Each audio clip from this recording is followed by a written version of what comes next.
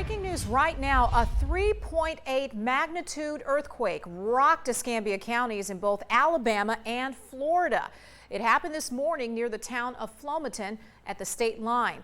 People living in the towns of Century and Jay, Florida also felt that quake. And joining us now by phone is FLOMATON Fire Chief Steve Stanton.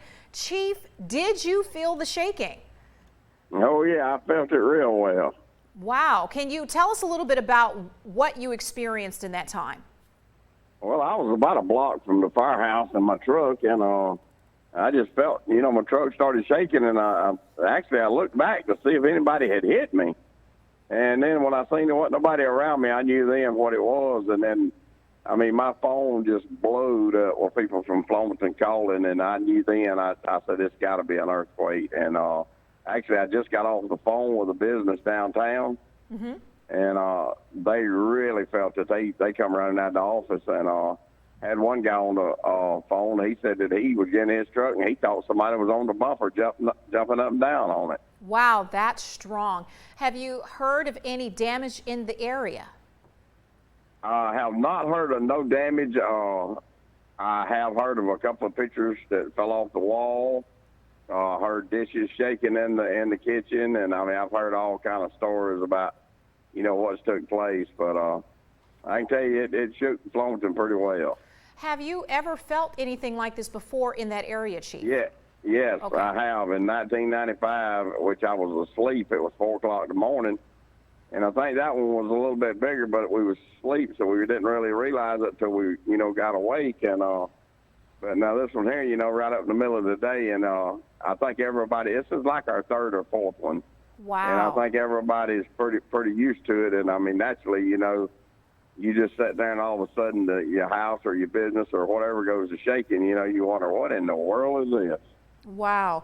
What do you tell residents who are concerned about gas lines? Because, of course, when you think about an earthquake, you're thinking about damage being one of the first things and what may happen around the house. Well, if they happen to smell gas or something, they definitely need to call their gas company, and anything that they can tell that could be wrong, they need to follow up on it. I think up north towards Bruton, it could have been a little bit worse. I have not talked to no one from Bruton, but it actually happened, a little bit north of Flomaton, northeast of Flomaton. So I'm sure up that way they may have some damage up there. Wow. What will be the next steps from here for you? What are you planning to do now?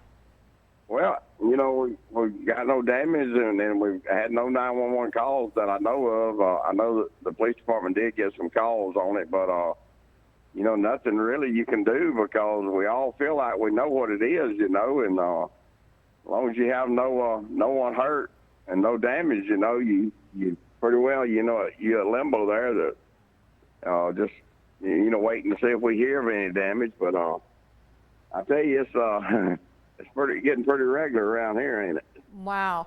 When you say regular over the years, are you saying that you experience something like once a month, or how would you explain that? I know since 95, I know we've had 3, and I'm almost sure we've had 4. Okay.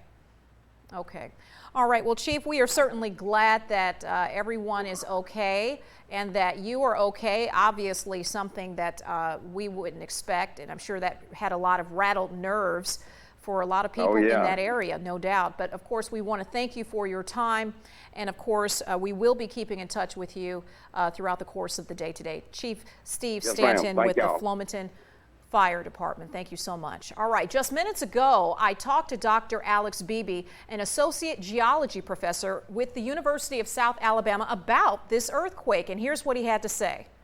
It's high for that particular area, but on the grand scale of earthquake magnitudes, that's not really a very strong earthquake. In fact, we don't consider earthquakes to be strong until they reach a magnitude 6, which would be much, much more powerful than this 3.8 to 4 earthquake. Dr. Beebe says that even though this was a stronger earthquake, there's no reason to be scared about the future. Now, this is the same area where 9 earthquakes happening in March and April of last year. Today's earthquake was the largest out of all of those. Flomaton Elementary School took to Facebook this morning saying that the school had a fire alarm go off and it was a false alarm. all is well. And they also felt the small earthquake there. We sent an alert right to your phone as soon as we got word about this earthquake. You can download our free NBC 15 News app so that way you can be sure to receive our text alerts when anything happens in your area. And as we come on the air this noon, there's new unemployment claims for the last week of August coming in well below estimates. The Labor Department reports 881,000 people filed for first-time claims. That's a sharp drop from the previous week. As unemployment numbers go down, the percentage of positive cases across Alabama has been going down as well. 118,601 COVID-19 cases have been confirmed since the pandemic began here in mid-March, and we are finally starting to see change when it comes to the virus affecting our communities. But health officials are worried with the Labor Day weekend coming up. In our area, Mobile County has more than 12,100 confirmed cases, and Baldwin County has nearly 4,500. A growing concern among health experts is this coming holiday weekend could spark another spike in coronavirus cases. And this is as the federal government is reportedly advising states to be ready to receive potential vaccines as early as late October or November. NBC's Tom Costello has the latest from Washington. With Labor Day fast approaching and summer starting to wind down, health officials are warning there cannot be a repeat of what we saw at the start of this season. Major crowds at beaches and pool parties likely contributing to a big spike in coronavirus cases just after Memorial Day. The U.S. is still averaging more than 40,000 new cases per day and more than 900 daily deaths in the past week. That's an unacceptably high baseline. We've got to get it down.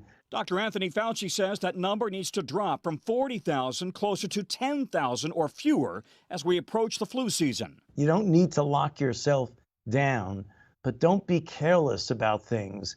And such as, crowds in a bar or what have you. Make sure you wear your mask. And that mask we're all wearing could be critically important if we go to visit family this upcoming weekend. If you've been out and about, you need to assume that you have COVID, and if you visit grandma, keep your mask on. And just hours after Iowa's governor defended a decision to allow thousands of fans at an upcoming college football game. If you have underlying conditions and you're part of a vulnerable population, maybe I wouldn't go to the Iowa State football game next week. Iowa State now reversing that plan, saying its home opener will include an empty stadium. While the first death has now been recorded in connection to that August motorcycle rally that brought hundreds of thousands of bikers from across the country to South Dakota, believed to be the largest event since the pandemic led to most large-scale events being shut down. And this, the CDC now telling states to prepare to be ready to distribute millions of potential vaccine doses as early as late October or early November, just about the time of the November elections. The agency, in a letter obtained by CNBC, urging governors to expedite applications for distribution facilities and, if necessary, waive requirements that would keep them from being fully operational by November 1st. Dr. Fauci still insists he thinks it's more likely we will see a vaccine by the end of the year, probably not in early November. He also thinks we won't have widespread distribution of a vaccine until sometime in the new year. I'm Tom Costello in Washington. Back to you. As we continue to get through this pandemic, you can always count on NBC 15 News to give you the latest updates. You can follow all of our social media pages and visit us at mynbc15.com. And you will be able to travel a little bit easier this Labor Day holiday. The Alabama Department of Transportation halting all construction on interstates beginning tomorrow at noon through Monday at midnight.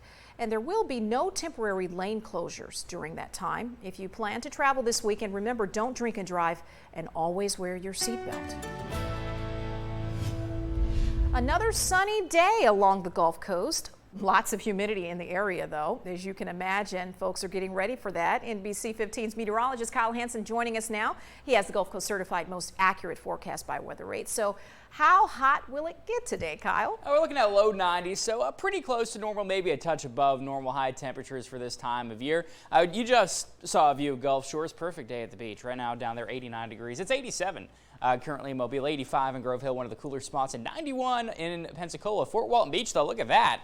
96 degrees right now. That's the hot spot on the map right now. Mostly sunny skies out there. Get a few scattered clouds out there this afternoon. Of course, we tend to get some errors with the automatic observations. It says mostly cloudy, but as I just showed you on satellite, it is mostly sunny out there. Low 90s expected this afternoon. We're not going to see any pop-up thunderstorms this afternoon, but I'll show you when that will return. And also, I'll show you what I'm tracking in the tropics coming up here in about the next 10 minutes or so.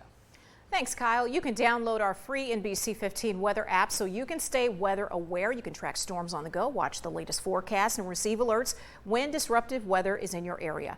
Just search WPMI in the Apple or Google Play Store. Turning our attention now to sports. Tonight, South Alabama is in Hattiesburg for the first game of the FBS season. Quarterback Desmond Trotter was named the starter earlier this week, and he will have a group of veterans at wide receiver, and defense is returning 7 starters as well. The Jags will take on Southern Miss at 8 tonight on CBS Sports Network, and you can check with your provider to see if you have that channel.